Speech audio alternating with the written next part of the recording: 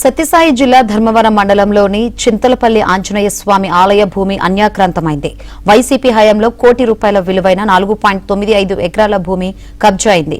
గుండా సుబ్బలక్ష్మి అనే మహిళ పేరుతో పట్టాదారు పాస్ పుస్తకం కూడా జారీ అయింది. ఈ భూమిపై సుబ్బలక్ష్మి లోన్ తీసుకుంది. అయితే ఈ విషయం గ్రామస్తులకు తెలియడంతో ఆర్డీఓ కార్యాలయంలో ఫిర్యాదు చేశారు.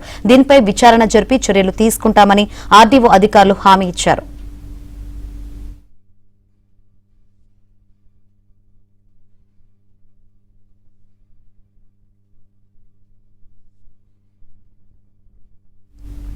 సత్యసాయి జిల్లా ధర్మవరం మండలంలోని చింతలపల్లి ఆంజనేయ స్వామి ఆలయ భూమి అన్యాక్రాంతమైంది. వైసీపీ హయాంలో ₹1,00,00,000 విలువైన 4.95 ఎకరాల భూమి కబ్జా అయింది.